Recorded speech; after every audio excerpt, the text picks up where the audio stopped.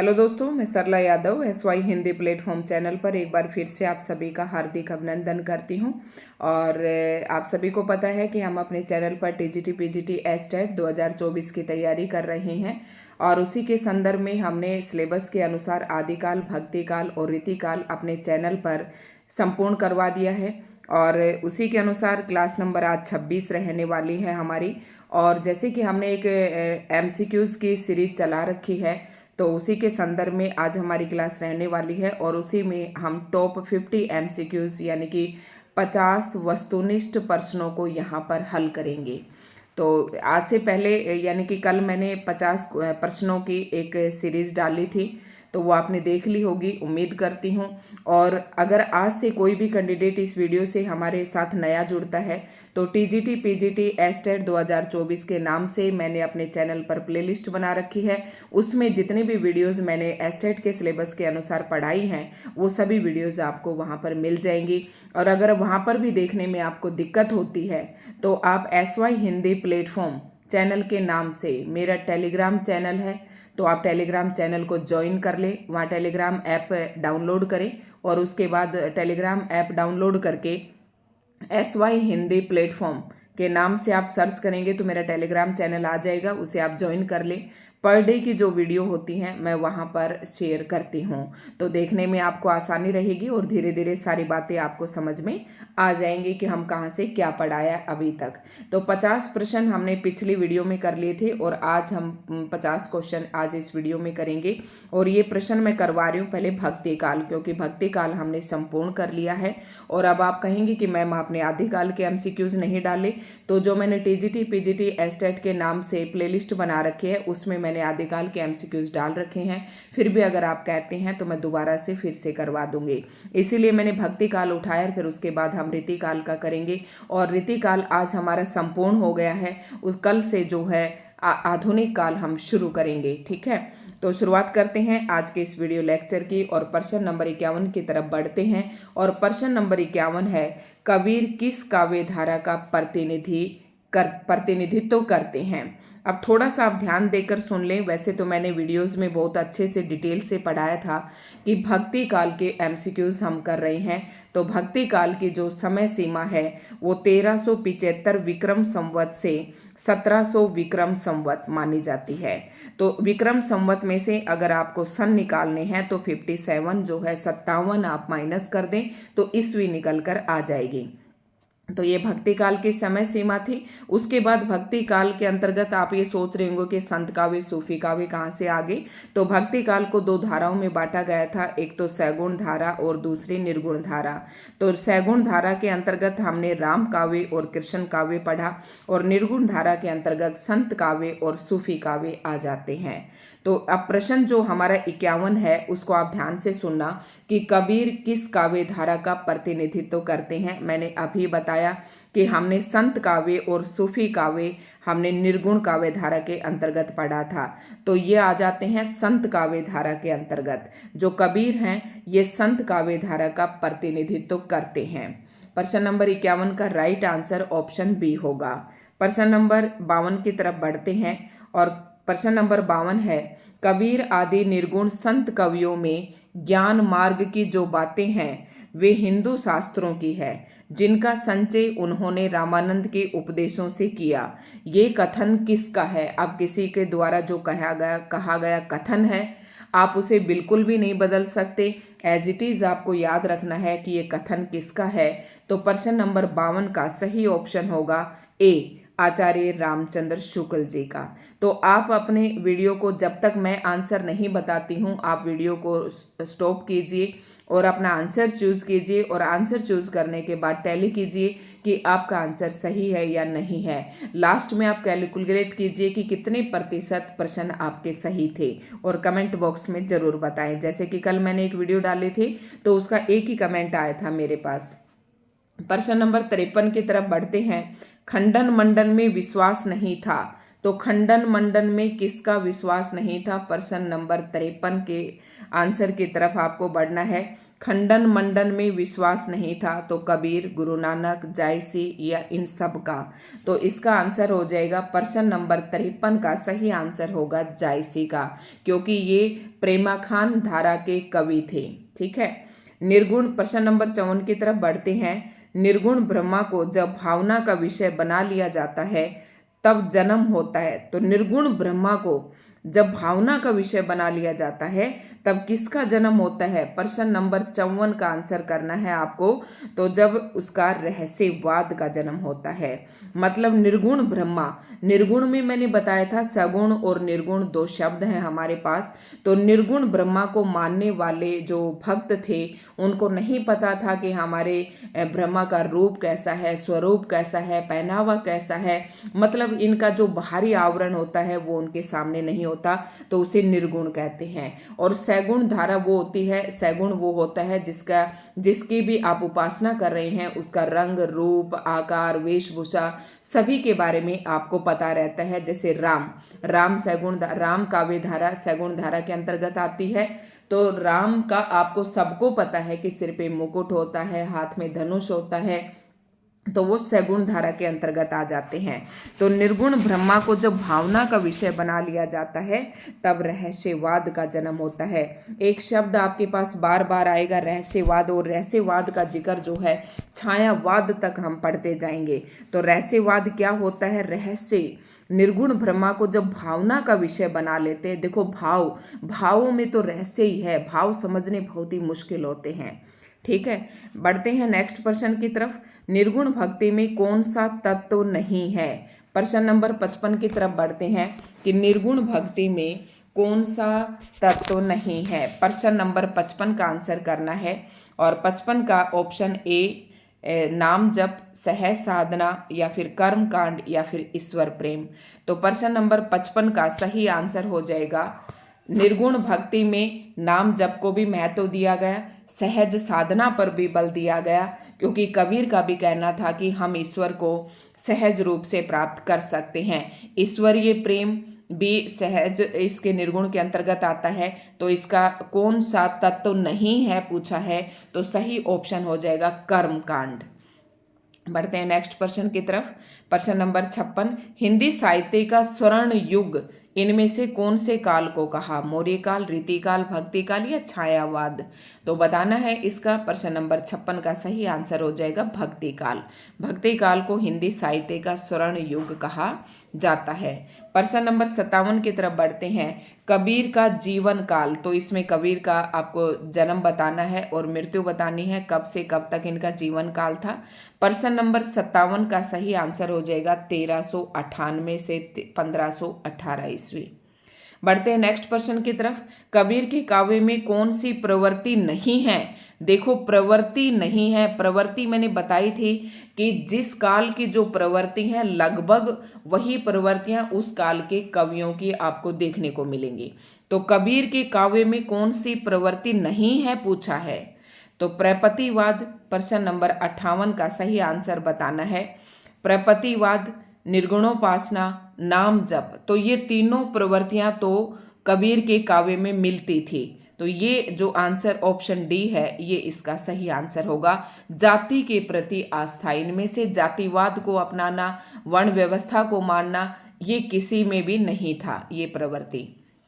Next प्रश्न की तरफ बढ़ते हैं, और प्रश्न नंबर 59 है, कौन सी प्रवृत्ति कबीर के काव्य में नहीं है? फिर से यही प्रश्न पूछ लिया है और ये बातें इंपॉर्टेंट है। मूर्ति पूजा का विरोध, जी हाँ बिल्कुल कबीर ने मूर्ति नहीं है पूछा है। पाखंड एवं आडंबरों का, तो 59 का आंसर करना है आपको। पाखंड एवं बाह्य आडंबरों का खंडन, तो ये भी प्रवृत्ति थी। जाति पाति का समर्थन, जैसे कि मैंने अभी बताया था जाति पाति का समर्थन भक्ति काल में किसी भी कवि ने नहीं किया। तो इसकी कौन सी प्रवृत्ति नहीं थी पूछा है, तो ऑप्शन सी इसका राइट आंसर हो जाएगा। और एक प्रवृत्ति ये भी थी नैतिक मूल्यों एवं सदाचरण पर बल। तो ये तीनों तो प्रवृत्तियां थी, लेकिन यहाँ पर नहीं पूछा है, तो ऑप्शन सी इसका राइट आंसर हो जाएगा। कबीर की रचनाओं का संकलन किया। अब कबीर तो जो थे खुद निरक्षर थे, अनपढ़ थे, इन्होंने खुद स्वीकार किया है कि मसी कागज छुआ नहीं, कलम हाथ गई नहीं, तो फिर ये अनपढ़ थे, तो इनकी रचनाओं का संकलन किसने किया? प्रश्न नंबर 60 का सही आंसर बताना है। तो कबीर की रचनाओं का संकलन धर्मदास ने बीजक नाम से किया, ध्यान रखना है, बीजक नाम से संकलन किया। बढ़ते हैं नेक्स्ट प्रश्न की तरफ, और प्रश्न नंबर 61 है हमारा। तो मुझे लग रहा है कि आप कमेंट करके जरूर बताएं कि प्रश्न आपको कैसे लगे, और वीडियो अच्छे लगे हो तो लाइक एंड शेयर जरूर करें। बीजक में क्या संकलित नहीं है? अब अभी मैंने बताया कि कबीर की रचनाओं का संकलन बीजक नाम से धर्मदास ने किया, और बीजक के अंतर्गत 3 चीजें आती हैं, साखी, सबद और रमैनी। तो क्या नहीं है बीजक के अंदर, क्या संकलित नहीं है? तो जपूजी नहीं है। जपूजी एक रचना है गुरु नानक के, जपूजी, असादीवार, ठीक है, रोहिला, रहीरास, तो ये सारी रचनाएं नानक की हैं।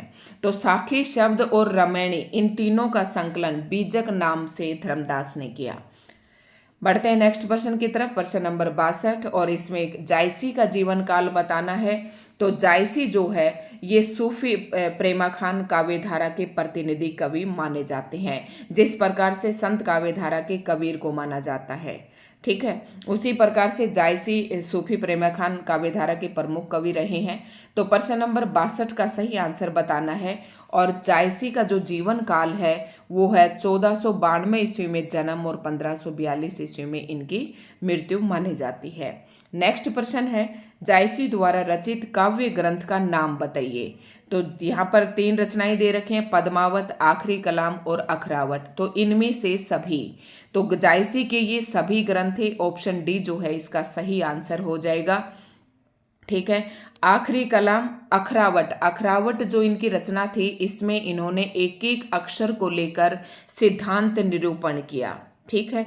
सूफी प्रेमा खान काव्य है, और आखिरी कलाम में इन्होंने कयामत का भी जिक्र किया है, ठीक है। बढ़ते हैं नेक्स्ट प्रश्न की तरफ। पद्मावत का रचना वर्ष, वेरी मोस्ट इंपॉर्टेंट, टीजीटी में एज इट इज प्रश्न एक बार पूछा गया था।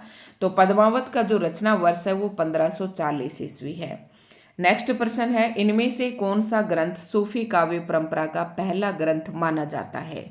तो ये मैंने जब पढ़ाए थे तब बहुत ही अच्छे से बताए थे कि इनमें से कौन सा ग्रंथ सूफी काव्य परंपरा का पहला ग्रंथ माना जाता है। प्रश्न नंबर 65 का, तो चंदायन, और चंदायन की रचना किसने की थी? मुल्ला दाऊद ने।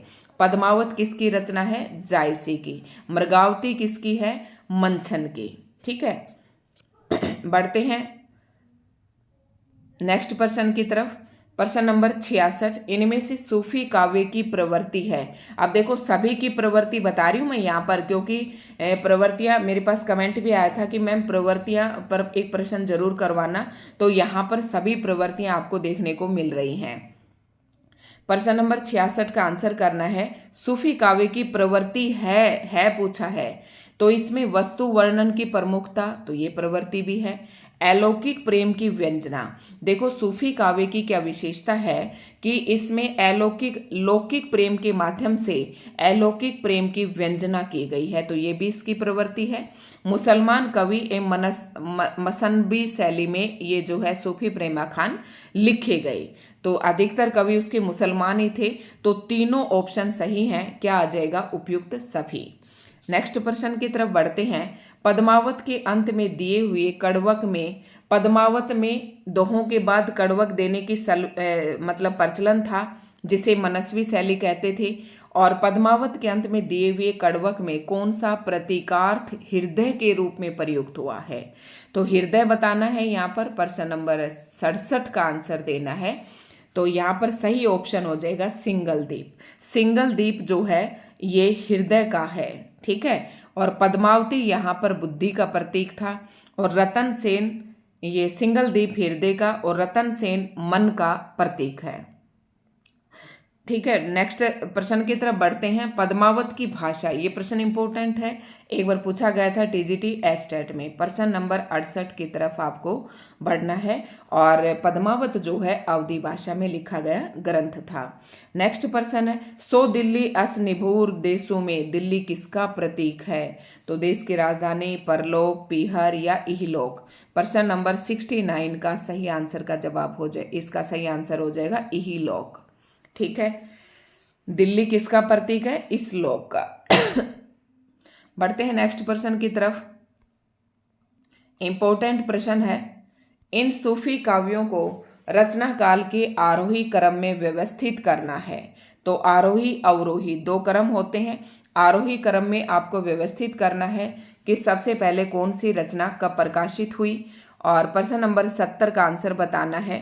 तो चंदायन, मैंने ट्रिक से आपको जब ये चैप्टर पढ़ाया था तो मैंने बताया था कि सभी रचनाओं को आपको ट्रिक से लिख लेना है, मतलब सन के अकॉर्डिंग आपको लिख लेना है। आपको चाहे सन याद हो या ना हो, लेकिन रचनाओं का जब आप क्रम से लिखेंगे और एक दो बार पढ़ेंगे तो आपको पता चल जाएगा, अरे मेरे नोट्स में ये रचना ऊपर थी, ये नीचे थी। तो चंदायन, मृगावती, पद्मावत और मधुमालती। फिर है पद्मावत, मृगावती, मधुमालती, चंदायन। देखो इस प्रकार के प्रश्नों को आपको किस प्रकार से हल करना है। अगर आपको थोड़ा सा भी पता है कि सूफी जो काव्य थे इनका प्रथम ग्रंथ हमने अभी पढ़ा था, और प्रथम ग्रंथ क्या था? चंदायन। तो आप देखें कि चंदायन पहले ऑप्शन पर एक ही ऑप्शन में है, बाकी चंदायन यहाँ लास्ट में आ रहा है, ये कट हो गया। यहाँ पर चंदायन बीच में आ रहा है, 3 ऑप्शन आपके कट हो गए। तो राइट आंसर जो है प्रश्न नंबर 70 का ए हो जाएगा। नेक्स्ट प्रश्न है, पद्मावती कहाँ की राजकुमारी थी? तो आपको प्रश्न नंबर 71 का सही आंसर करना है। तो जो पद्मावती थी पद्मावत में, वो सिंगल द्वीप की राजकुमारी थी, और जो राजा रतन सेन थे वे चित्तौड़ के थे। ठीक है, और बढ़ते हैं नेक्स्ट प्रश्न की तरफ। अब आता है सूरदास। तो सूरदास का जीवन काल आपको बताना है प्रश्न नंबर 72 में। तो सूरदास का जो जन्म है 1478 में, मृत्यु 1583 ईस्वी में। बढ़ते हैं नेक्स्ट प्रश्न की तरफ। कौन सी रचना सूरदास की नहीं है? तो साहित्य लहरी, सिद्धांत पंचाध्यायी, सूर सारावली, सूर सागर। तो आप, मैंने अच्छे से, जिसने पढ़ रखा है वो अच्छे से बता देगा। तो जो सिद्धांत पंचाध्यायी है ये इसकी रचना नहीं है सूरदास की, बाकी ये तीनों रचनाएं सूरदास की हैं। प्रश्न नंबर 73 का सही ऑप्शन ए हो जाएगा। उसके बाद बढ़ते हैं नेक्स्ट प्रश्न की तरफ। और नेक्स्ट प्रश्न है, सूरदास के भ्रमर गीत का उपजीव्य ग्रंथ कौन सा है? सूरदास के भ्रमर गीत का मैंने बहुत अच्छे से बताया था कि ये प्रश्न पूछा था पीजीटी एस्टेट में, आपको गलत नहीं करना है। भ्रमर गीत का उपजीव्य ग्रंथ कौन सा है? प्रश्न नंबर 74 का सही आंसर हो जाएगा मध्य भागवत। तो यहाँ पर देखो, एक तो ऑप्शन में मध्य भागवत गीता है और एक दूसरा मिलेगा मध्य भागवत पुराण। तो यहाँ पर पुराण नहीं लिखा, आपको पुराण वाला जवाब देना है, आपको गीता वाला जवाब नहीं देना है।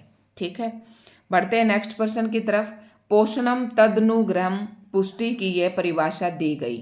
तो प्रश्न नंबर 75 का सही आंसर बताना है। ये श्रीमद् भागवत में ये बात कही गई है। फिर से मैंने कहा गीता नहीं लेना है, महाभारत का भक्ति काल में कहीं जिक्र नहीं है, रास पंचाध्यायी एक अलग ही चीज है। तो पुष्टि की ये परिभाषा दी गई श्रीमद् भागवत पुराण में। ठीक है, बढ़ते हैं नेक्स्ट प्रश्न की तरफ। सूरदास के दीक्षा गुरु कौन थे? सूरदास के गुरु का नाम पूछा जाता है। तो सूरदास का नाम जो है भक्ति काल के अंतर्गत अष्ट छाप की स्थापना की गई थी। अष्ट छाप के अंतर्गत 8 कवि थे, और अष्ट छाप के 8 कवियों में जो पहले शुरू के 4 कवि थे वो वल्लभाचार्य के शिष्य थे, और जो दूसरे 4 थे, लास्ट के 4 थे, वो विठलनाथ के थे। और अष्ट छाप की स्थापना विठलनाथ ने की थी, 1565 ईस्वी में की थी। इन बातों का ध्यान रखना है।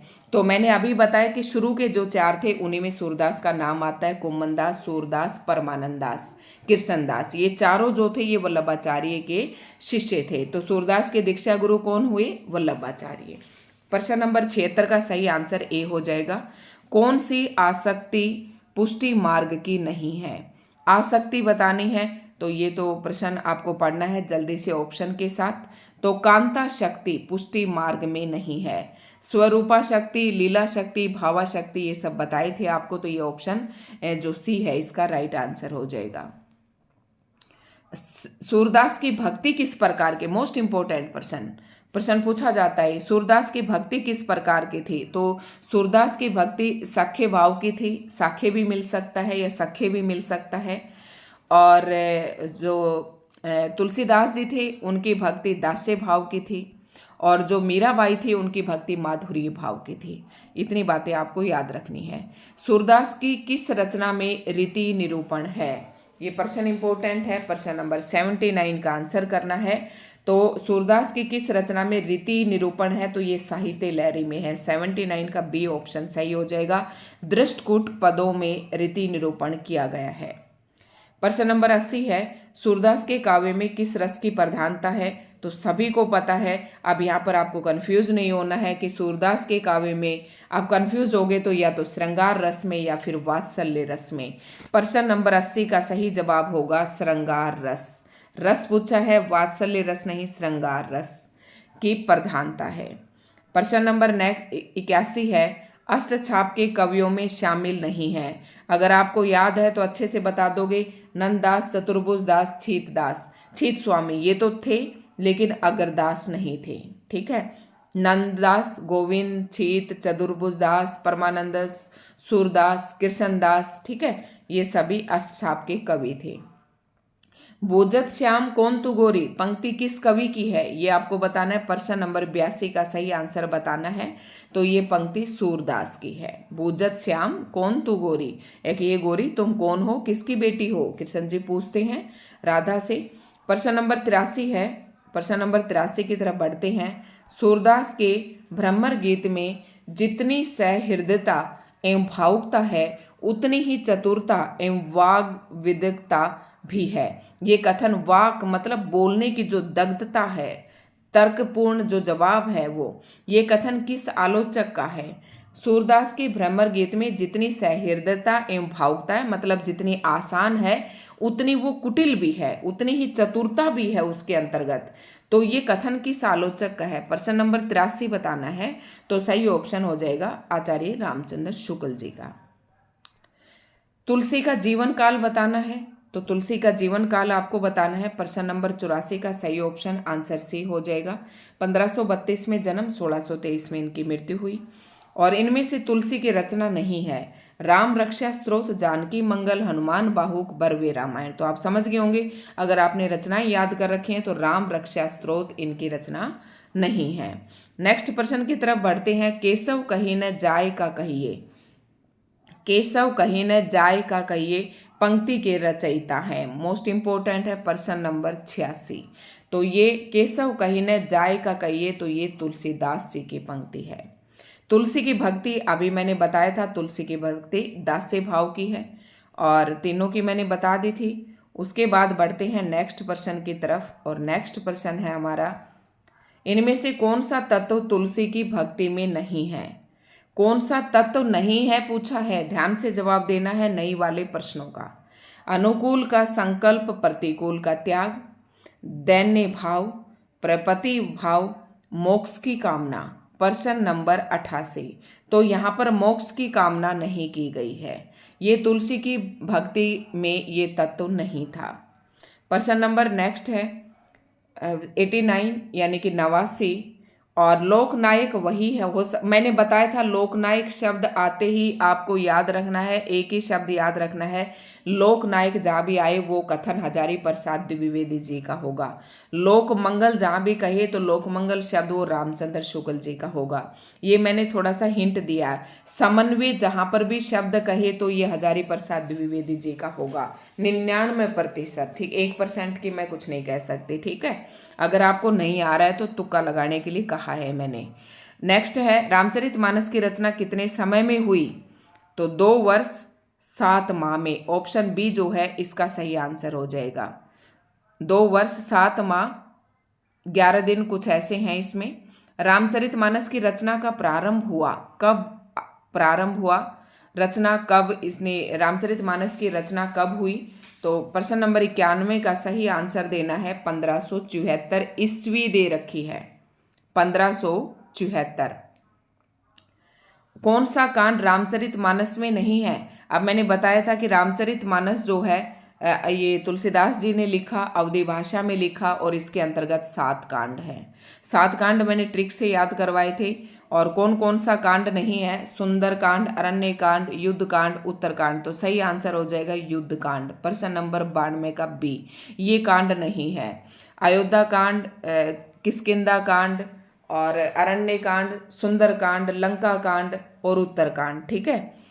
कौन सा काव्य ग्रंथ तुलसी कृत नहीं है? तो इनमें से बताना कौन सी रचना तुलसी की नहीं है। तो रामायण नामक जो रचना है ये तुलसी की नहीं है। दोहावली, कवितावली, गीतावली, विनय पत्रिका, जानकी मंगल, पार्वती मंगल, बरवे रामायण, ये सारी जो रचनाएं हैं ये तुलसीदास जी की हैं। तुलसीदास ने कलयुग का वर्णन करते हुए प्रकारांतर से किसका वर्णन किया? प्रश्न नंबर 94 का सही ऑप्शन देना है। तुलसीदास ने कलयुग का वर्णन करते हुए प्रकारांतर से किसका वर्णन किया? तो मुस्लिम शासन का किया।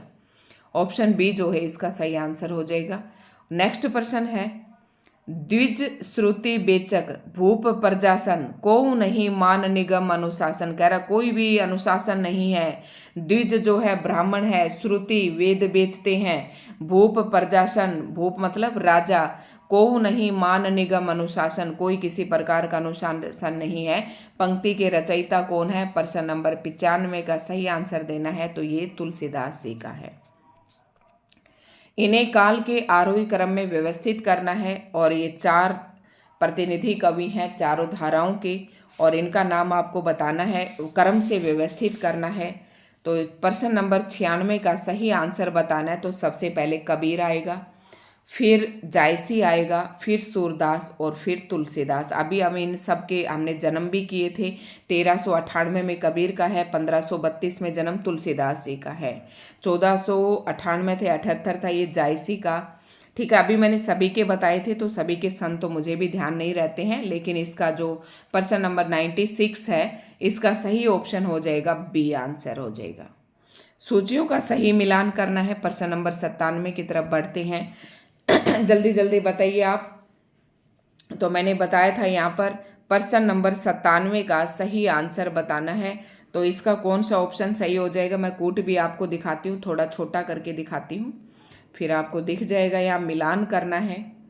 तो सूर का किससे मिलाना है? सूरदास, पुष्टि मार के जहाज जा रहे हैं, किसी को कुछ लेना हो तो ले, ये बात कही थी विठलनाथ ने। पुष्टि मार्ग किसको कहा गया? सूरदास जी को। तो ए का तीसरा, ए का जो है तीसरा एक ही ऑप्शन में है। इस प्रकार से आप मिला सकते हैं।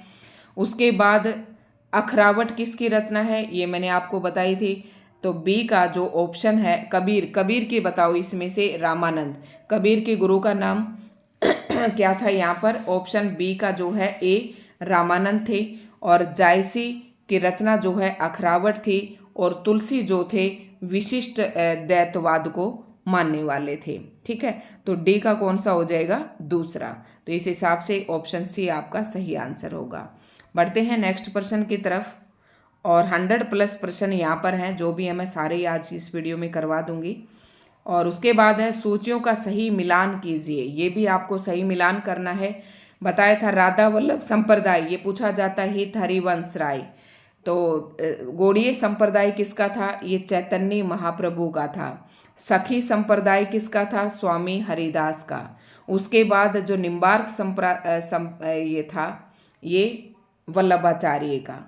ठीक है। कौन सा रह गया? तो इस हिसाब से पहले हम ऑप्शन ये कोट मिलाते हैं कौन सा है। प्रश्न नंबर 98 98 का मिलाना है आपको। तो मैंने अभी आपको मिलाया, थोड़ा सा छोटा करके दिखाती हूँ। गौड़ीय संप्रदाय, तो मैंने गौड़ीय संप्रदाय का बताया चैतन्य महाप्रभु, ए का 5वां। तो ए का 5वां आप देखिए किस ऑप्शन में है? तो ए के ऑप्शन में मुझे दिखाई दे रहा है ऑप्शन ए। उसके बाद जो सखी संप्रदाय था इसके मैंने आपको हरिदास बताया, तो बी का चौथा यहाँ पर सही है। और सी का ये निम्बार्क संप्रदाय है, ये निम्बार्काचार्य, सॉरी। ठीक है। सी का दूसरा। और उसके बाद राधा वल्लभ संप्रदाय का डी का जो है ये हित हरिवंश राय। ठीक है। तो इस प्रकार से ऑप्शन ए इसका सही आंसर हो जाएगा। बढ़ते हैं नेक्स्ट प्रश्न की तरफ। शिव द्रोही मम दास कहावा, सो नर मोही सपनेहु नहीं भावा, जो शिव का द्रोही है वो मुझे सपने में भी नहीं भा सकता। तुलसी की कौन सी प्रवृत्ति झलकती है? प्रश्न नंबर 99 का सही ऑप्शन तो समन्वयवाद। ठीक है, इन्होंने हर चीज में सामंजस्य बैठाकर चले थे ये, कि देखो एक तरीके से तुलसीदास जी यहाँ पर राम भक्ति के कवि हैं, लेकिन कहा है शिव द्रोही मम दास कहावा। ठीक है, नेक्स्ट है अगुण अरूप अलख जज अज जोई। अगुण अरूप अलख अज जोई भगत प्रेम वश सगुन सो होई का मूल भाव इनमें से क्या है? इस पंक्ति का मूल भाव आपको बताना है प्रश्न नंबर 100 का। तो यहाँ पर है अगुण मतलब अगुण, निर्गुण और सगुण का समन्वय, सगुण है ना, तो सगुण दोनों का संबंध दिखाया गया है। नेक्स्ट प्रश्न है सीए मुख समता किमी करे चंद बापुरो रंक में कौन सा अलंकार है? सीए मुख समता किमी, समता, समता वाला देखते ही आपको आंसर करना है। इसका जो आंसर है सीए मुख समता, सीए की मुख की, किमी करे चंद बापुरो रंक, चंद इसके मुख की समता नहीं कर सकता, ये उल्टा बताया गया है। तो यहाँ पर प्रतीप अलंकार है 101, प्रश्न नंबर 101 का सी आंसर हो जाएगा। ठीक है, बढ़ते हैं नेक्स्ट प्रश्न की तरफ से। तुलसी का काव्य प्रयोजन क्या है? तो काव्य तुलसी ने किसके लिए मतलब काव्य लिखा? तो यश प्राप्ति के लिए, अर्थ प्राप्ति के लिए, रसानुभूति या लोक मंगल के लिए? प्रश्न नंबर 102 का सही आंसर हो जाएगा लोक मंगल के लिए। रामचरितमानस में कितने कांड है? सभी को पता है कि रामचरितमानस में 7 कांड है। प्रश्न नंबर 104 रामचरितमानस किस भाषा में रचित है? तो ये अवधी में रचा गया। प्रश्न नंबर 105 है विनय पत्रिका किस भाषा में रचित काव्य ग्रंथ है? वेरी मोस्ट इंपोर्टेंट प्रश्न है।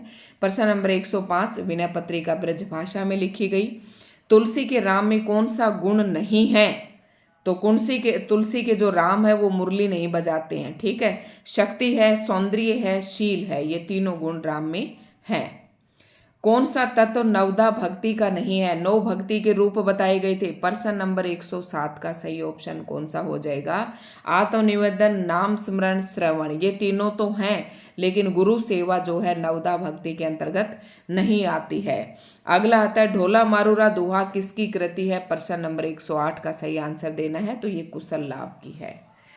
अब्दुल रहमान की संदेश राशक, ठीक है, रामानंद की राम रक्षा स्त्रोत। तो ये प्रश्न थे दोस्तों। आज की वीडियो आपको कैसी लगी कमेंट करके जरूर बताएं। लगभग हमने 108 प्रश्न इस वीडियो में किए हैं और आज यहाँ पर भक्ति काल के जो प्रश्न हैं हमारे संपूर्ण हो जाते हैं। कल के वीडियो में मैं आपके पास सामने रीति काल के MCQs लेकर आऊंगी। ठीक है, तो वीडियो को ज़्यादा से ज़्यादा लाइक एंड शेयर करें।